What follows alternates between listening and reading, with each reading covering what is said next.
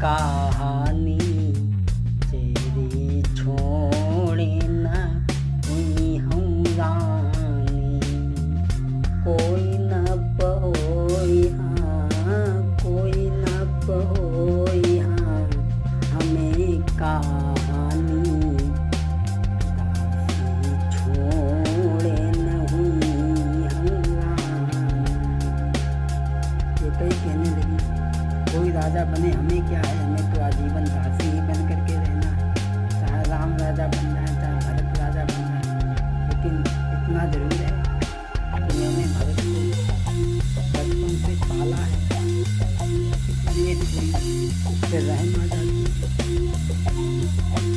कई बोली मेरी माला है, तो इस तरीका की बात कर रही है। मेरे लिए राम भरत दोनों एक समान हैं। मुझको है समान राम भरत, एक ही पेड़ की शाखा है। मुझे चिड़िया के ये दोनों पर हैं, दोनों ही एक समान मेरे। यदि भरत राम से प्यारा है, तो राम भरत से प्यारा है। यदि भरत खिलौना गोदी का, तो राम नैन का तारा है।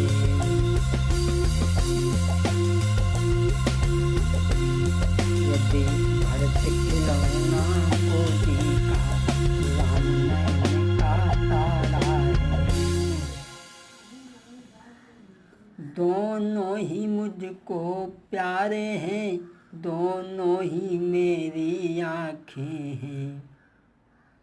इस तरीका की बात न फिर करना, बोली रानी समझाई है। बोली मुझे तो राम भरत दोनों एक जैसे हैं। मंथरा पीछे हट करके कहने लगी, रानी तुम्हें नहीं मालूम, अगर राम का राज तिलक हो गया तो कौशल्या के तो भाग्य खुल जाएंगे, और भरत लाल को पूरे जीवन भर राम की सेवा करनी होगी, और तू कौशल्या की दासी बनकर के रहेगी। भक्तों, ये बात सुनकर के अंत में कर गई काम नागिन की फनकार। लगी कांपने के कई, और डगमग हुए विचार। अंत में मंथरा की जवान काम कर गई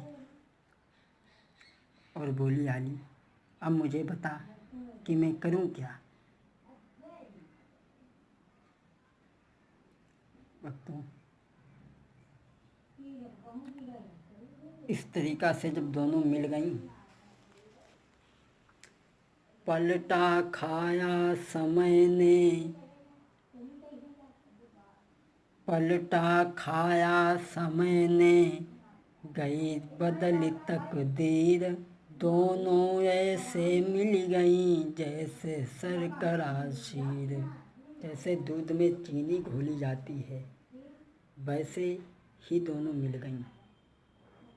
और भक्तों, अबला सबला हो जाती है कि अबला सबला हो जाती है।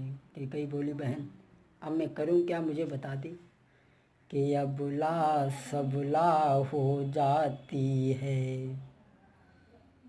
जब तिरिया चरित दिखाती है।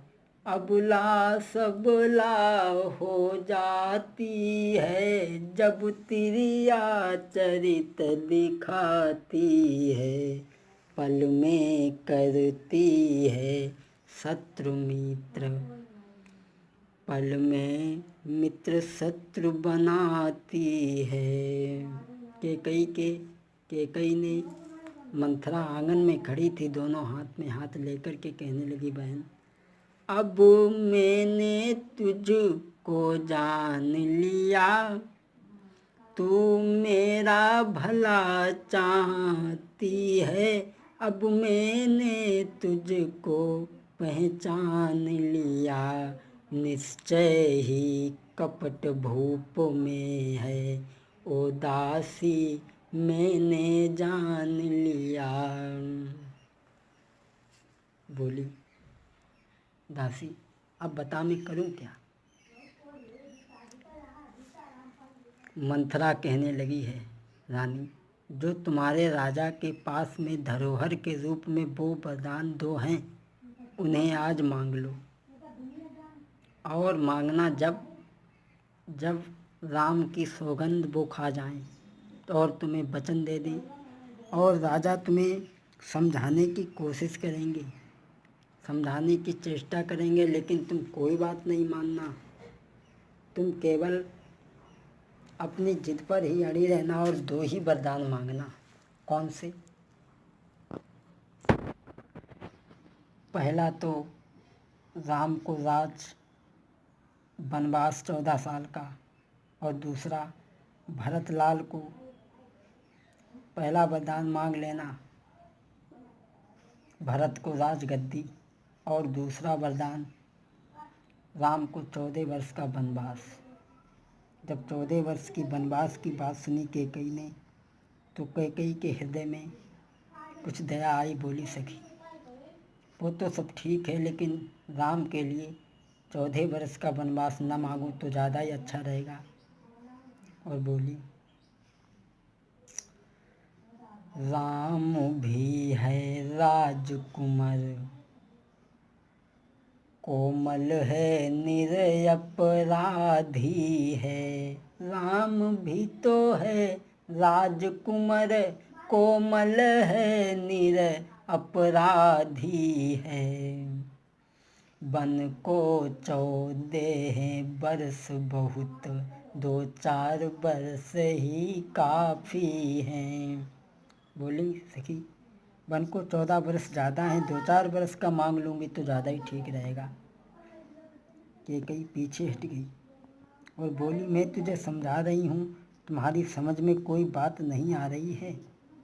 और बोली, मैं समझा कर हारी गई, फिर भी तुम वही की जाती हो, जो करे सर्वनाश तेरा, जो करे सर्वनाश तेरा।